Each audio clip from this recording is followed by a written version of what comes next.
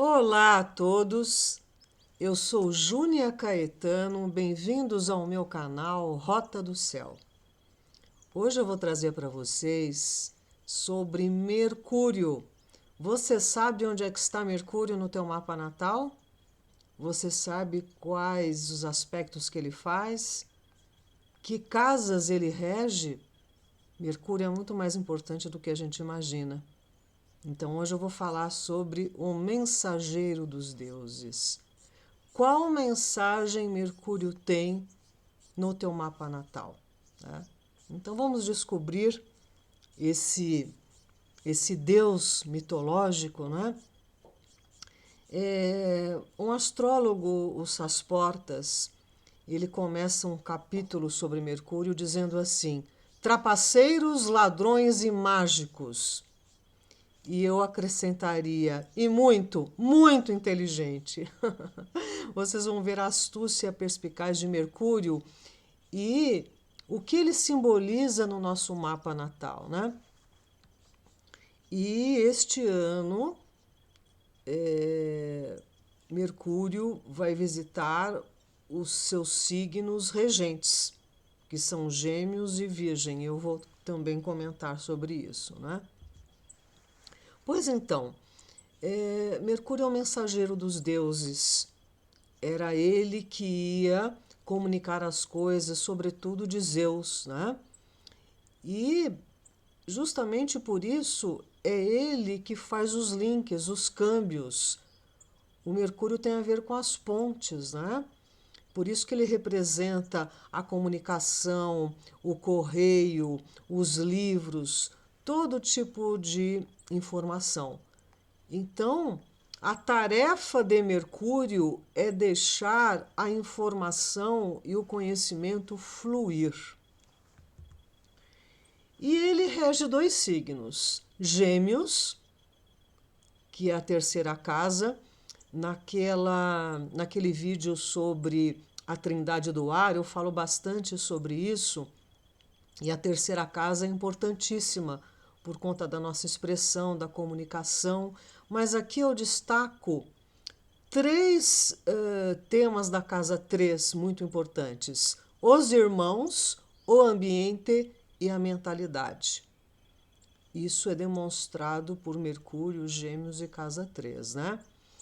Irmãos, a gente sabe que a história está cheia de rivalidades e de situações difíceis com irmãos, né? A começar de Caim e Abel. E também existem muita atividade com irmãos, entre irmãos, né? Sobretudo na música, na arte, né? Os Bee Gees, Jackson 5, os Carpenters, eu estou falando aí do pessoal da antiga, né? Aqui no Brasil, Clayton e Cledir, vários irmãos também se uniram na arte e nessa expressão, né? Outra coisa importante da casa 13, Mercúrio, o ambiente. Se duas pessoas nascem na mesma hora, no mesmo local e têm um mapa praticamente igual, qual é a diferença? Qual vai ser a diferença para que um manifeste as expressões daquele mapa de um jeito e o outro de outro? O ambiente. Um mendigo e um rei tendo o mesmo mapa, obviamente que eles vão expressar de maneiras muito diferentes os mesmos aspectos. Então, o ambiente que você é criado, que você frequenta, é muito importante na sua formação, né? E, sobretudo, na tua mentalidade, porque é a maneira como você vê o mundo ali do seu ambiente, é como você se alimenta intelectualmente, é que você pode elevar o seu padrão e frequência de pensamento. E aqui na mitologia, Mercúrio ele queria muito ter o mesmo status de Apolo, né? A Apolo representava a aristocracia e Hermes, Mercúrio, a dos mercadores. Então, desde pequenininho, assim que nasceu, Mercúrio já começou aí a atazanar a vida de Apolo, né? Primeiro que ele roubou o gado de Apolo, e numa astúcia danada, porque ele colocou uns ramos de folhagem nas patas traseiras do gado, enquanto o gado andava, apagava os rastros, né? Então ninguém acabaria descobrindo para onde foi esse furto todo, né? E tem o lado Mercúrio erudito, tanto é que ele inventou a lira e tocava a lira, e hinos de louvor aos deuses, e essa lira encantou Apolo. E aí Mercúrio fez uma barganha, né? Entregando a lira para ele, mas que ele também fosse patrono do gado. E por conta disso, ele foi também patrono dos juramentos. E Apolo ficou com tanta raiva dele no começo que falou que ele seria o príncipe dos ladrões. E pois então, e quando ele deu a lira para Apolo, ele recebeu de presente o caduceu, né? Esse caduceu que simboliza a medicina, que simboliza a cura e a magia também. Veja que o caduceu tem as serpentes entrelaçadas que simbolizam o DNA. E justamente essa é uma ação muito forte de Mercúrio em Virgem, e a sexta casa. Eu entendo a astrologia também de que as almas que vêm como experiência aqui na Terra, elas vêm para animar e ancorar determinados arquétipos. Então, as almas que nascem na época de Gêmeos, elas têm uma determinada tarefa, e assim por diante. Aqui no caso de Virgem, tem muito a ver com a zeladoria da saúde, da consciência corporal, de como nós nos alimentamos, né? De como a gente lida aí com o nosso dia a dia. E Esculápio, Asclépio, o pai da medicina, ele tinha duas filhas, Higeia e Panaceia. E a nossa medicina foi para a Panaceia, infelizmente. A Higeia, ela trabalhava com um lado preventivo, daí que vem a palavra higiene, né? Então, da nossa consciência, da nossa purificação, dos nossos bons hábitos. E panaceia são os remédios. E hoje em dia, ninguém lida com a saúde, e sim com a doença. É um erro da nossa civilização, da nossa humanidade, que só serve para enriquecer os laboratórios. As pessoas não prestam atenção nisso, será? Não é um remédio que vai ser milagroso, é a sua conduta, é o seu hábito, é a sua alimentação. Infelizmente, nós estamos envolvidos com essa prática da panaceia, né? Então, a casa 6 é da funcionalidade, como é que você pode fazer tudo funcionar melhor? É a casa do primor, do aperfeiçoamento. E Mercúrio é regido pelo quarto raio, a harmonia através do conflito. Então, o quarto raio é o poder de penetrar no âmago da matéria e ali expressar a divindade. A harmonização entre espírito e matéria é a meta a ser atingida. Aspectos opostos fazem parte da natureza deste raio, que busca harmonizá-los, trazendo equilíbrio a partir da energia dinâmica gerada pelo conflito. Então, Mercúrio tem muito a ver com isso. Veja que Mercúrio é muito polêmico, não é? Muito bem. Tem várias facetas de Mercúrio. Uma das mais elevadas é o Hermes Trimegisto. Foi ele que escreveu a Tábua de Esmeralda. Foi ele que escreveu o Kybalion, né? Os 7 princípios fundamentais que regem o universo, né? Entre eles tem um muito conhecido. O que está em cima é análogo ao que está embaixo, né? O Mercúrio simboliza a mente do homem, a sua alma. Ele tem uma forma baixa da consciência, o pensamento.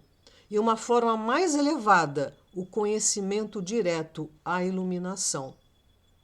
Então, o pensamento é apenas o primeiro estágio para você atingir o conhecimento. E do conhecimento é que você vai para a sabedoria.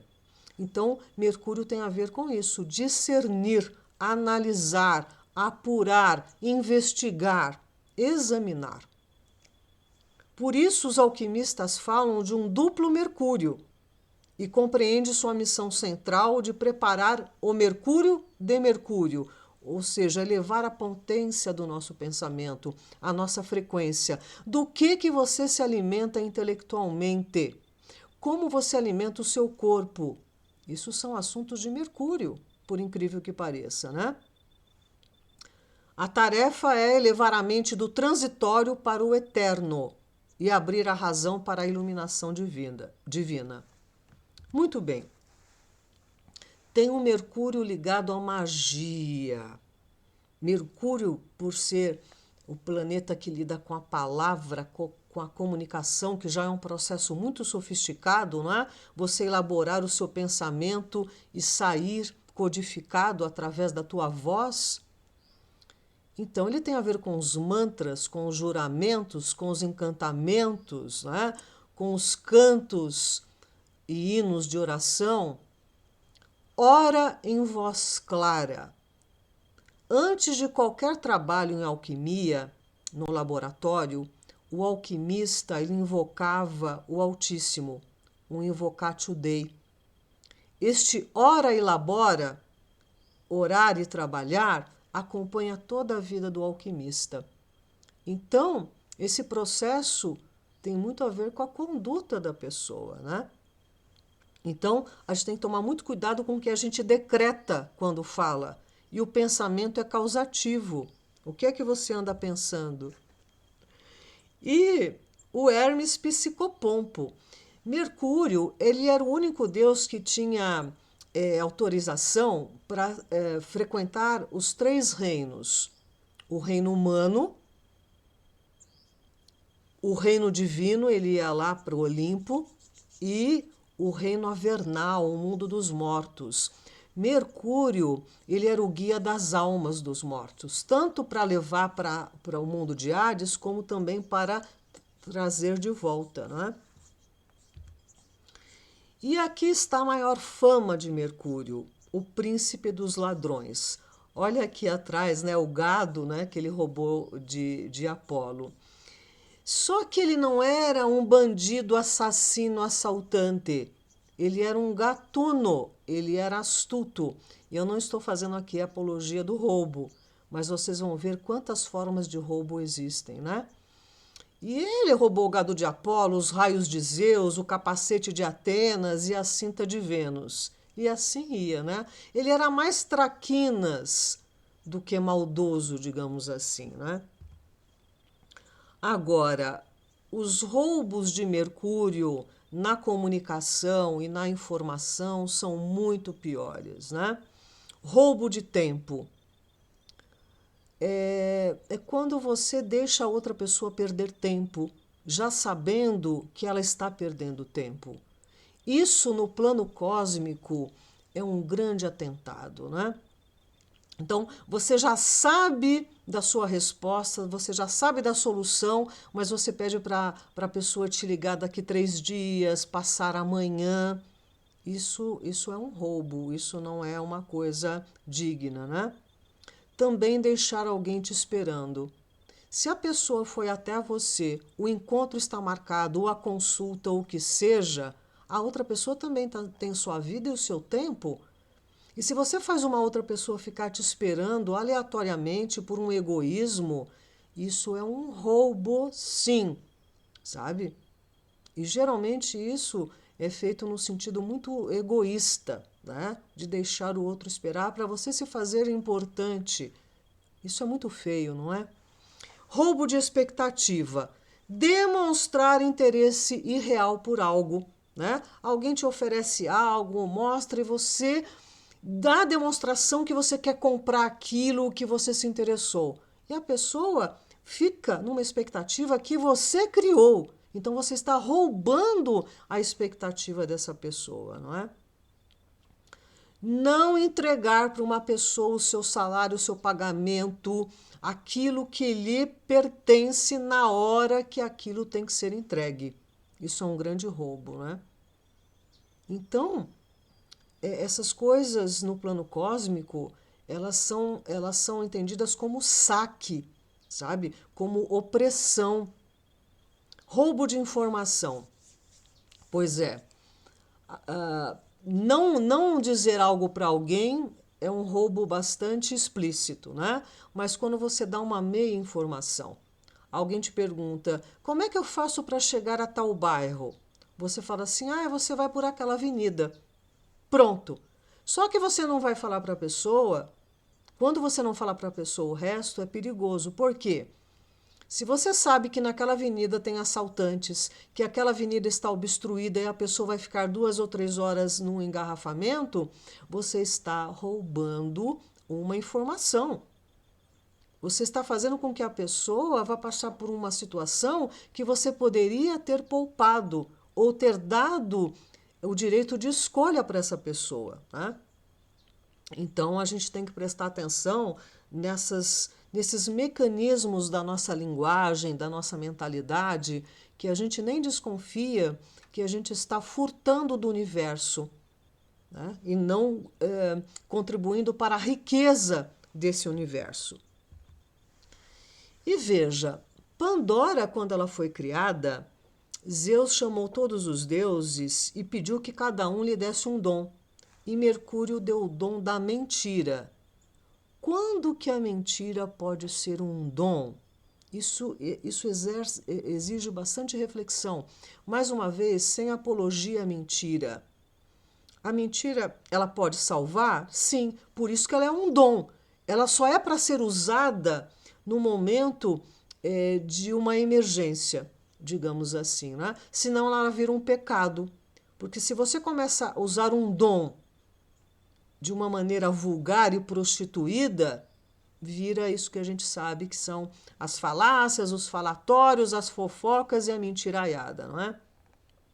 E veja, lá no I Ching, no hexagrama 58, fala sobre isso. Está escrito que ser sincero para com influências destrutivas é perigoso. Por exemplo, tem uma história também de que havia um rabino muito ortodoxo. Ele não mentia em hipótese nenhuma. E ele estava ali andando pela rua e 2 bandidos mal encarados perguntaram para ele onde é que ficava a casa de um outro rabino. E ele contou. E aí, claro, os bandidos mataram o rabino, né? Então, esse é um exemplo de quando uma mentira ela pode salvar. E quanto é perigoso a gente usar desse dom, né? Porque aí a gente vai acabar trazendo uma inversão desse dom, né? E nossa vida vira uma praga, né? Então, a gente tem que saber discernir das verdades, meias-verdades, inverdades, né? Mercúrio retrógrado, e nós vamos ver aqui os tempos que ele vai ficar.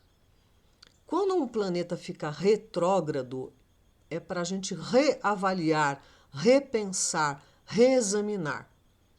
E, sobretudo, situações ligadas à saúde. Nessa época, seria bom evitar cirurgias, às vezes os tratamentos médicos não vão bem como a gente gostaria. Mercúrio representa um médico, o tratamento médico. Então, quando ele está retrógrado, muitas vezes é uma época da gente ter mais aplicação naquilo que a gente está fazendo, seja na saúde, seja nos escritos, na burocracia.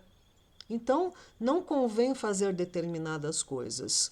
Se não tem jeito de adiar, entrega para Deus e presta mais atenção, né? Então, é muito bom para a gente também rever coisas que a gente deixou ali parada para poder trazer no movimento de desembaraçar, sabe? Muito bem. Mercúrio vai ficar em Gêmeos do dia 30 de abril ao dia 5 de julho. Então ele rege Gêmeos, ele vai ativar ali aquele seu setor. Onde é que você tem Gêmeos no seu mapa? Aquela casa vai ficar dinamizada. E ele vai ficar retrógrado do dia 10 de maio aos 4 graus de Gêmeos até o dia 3 de junho, quando ele entra em movimento direto, mas lá em Touro. Ele retrogradou para Touro, né? Então, ele vai começar todo o seu movimento de novo para Gêmeos. Então, até o dia 5 de julho, Mercúrio estará em Gêmeos, né? Então, é um bom momento para a gente repensar, auscultar, silenciar para ouvir a voz de dentro. Aqui nas musiquinhas, né? Essa coisa de Mercúrio em Gêmeos, eu acho que essa música Rapte-me, Camaleoa, cai muito bem, né? Rapte-me, adapte-me, capte-me, septe-me, coração. Ser, querer, ser, merecer, ser um camaleão. Rapte-me, camaleoa, adapta-me ao seu Nemequitepá. Gêmeos e Mercúrio são muito camaleões, né? Mudam, se adaptam, têm uma flexibilidade. Dizem que tem duas caras, tem múltiplas, porque consegue falar com cada um a sua linguagem, né? Isso não necessariamente significa hipocrisia ou algo assim. Muito bem. Esse Mercúrio em Gêmeos também tem muito a ver com essa pegada do I Ching, o hexagrama 4, a insensatez juvenil, né? Então, a insensatez juvenil tem sucesso. Não sou eu quem procura o jovem insensato, é o jovem sensato quem me procura. A primeira consulta, eu respondo. Se ele pergunta 2 ou 3 vezes, torna-se importuno. Ao que se torna importuno, não dou nenhuma informação. A perseverança é favorável. Ou seja, a compreensão da informação. Quando uma informação não é compreendida, é uma coisa. Mas quando você quer uma afirmação, seja de um oráculo, seja de alguém, repetidas vezes, você está na dúvida. Ou você está querendo ter uma resposta diferente daquela que é a resposta real, né? Isso tem muito a ver com Mercúrio e Gêmeos. Mercúrio vai ficar em Virgem de 4 a 25 de agosto e retrógrado de 10 de setembro a 2 de outubro. Desculpe, sim, a 2 de outubro, né? Porque ele só entra em movimento direto em 2 de outubro. Então, ele vai ali trabalhar o nosso discernimento. É um momento bom para a gente reavaliar, repensar, reexaminar, retificar a nossa conduta e os assuntos ali daquela casa que nós temos Virgem. A musiquinha para Mercúrio em Virgem é a bailarina, né?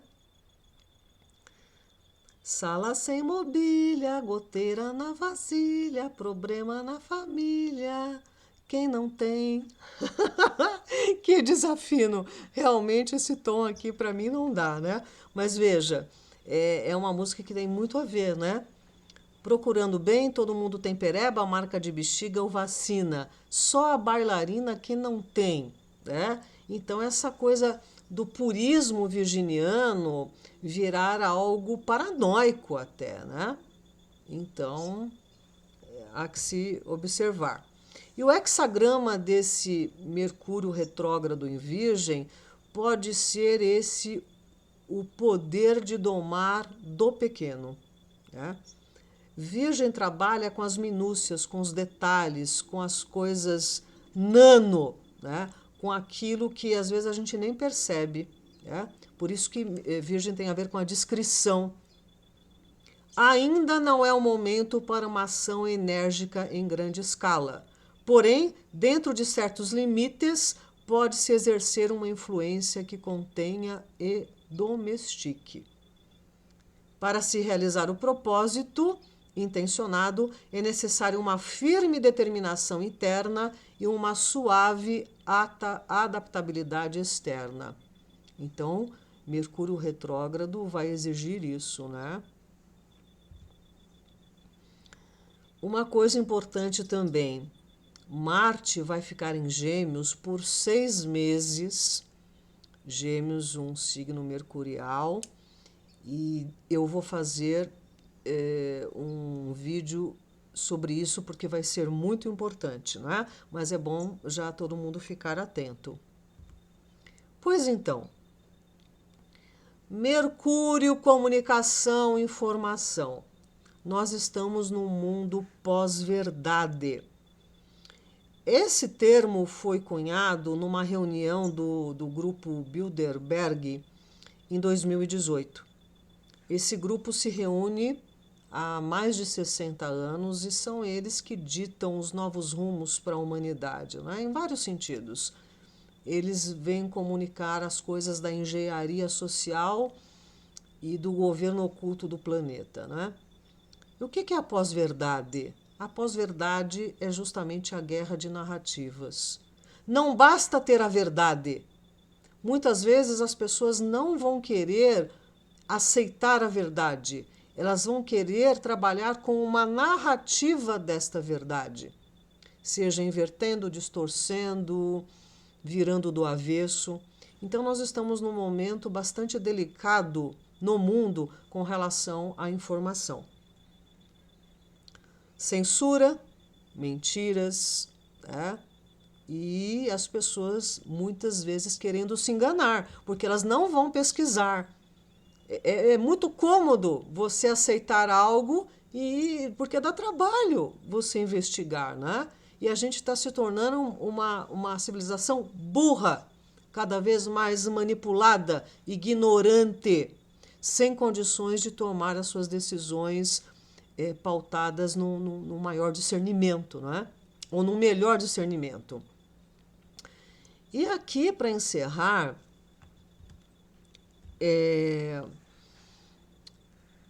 tem uma expoência aí no mundo que é o Elon Musk. E as pessoas estão endeusando esse homem por conta de muitos feitos dele, né? E agora a grande e última cartada dele foi comprar o Twitter em nome da liberdade de expressão. Será uma pessoa que está investindo bilhões no transhumanismo, que está investindo bilhões no Neuralink, né? Que é a empresa que ele tem de chipar o cérebro humano a uma máquina. Isso é liberdade? Será que as pessoas estão confundindo as coisas? Né?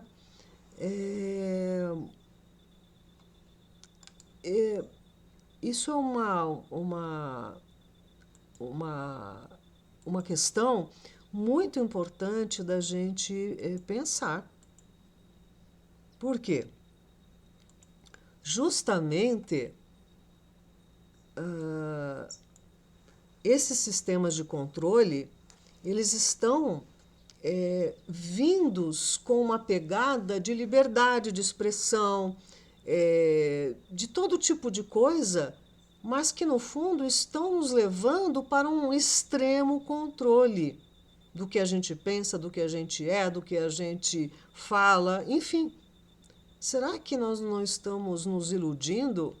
Será que a gente não está sendo manipulado com muitas coisas que estão sendo nos vendidas como algo muito bom e que no fim pode não ser? Bem, o que eu queria trazer para vocês era isso, que a gente acompanhe esses trânsitos de Mercúrio, que a gente tenha muito cuidado com as falácias, com o que a gente fala, com o que a gente pensa, e que a gente tenha mais discernimento sobre aquilo que estão nos vendendo como liberdade de expressão. A gente está indo para uma questão muito séria com essa história dos sistemas artificiais de inteligência, que a gente está deixando que eles pensem pela gente e decidam pela gente.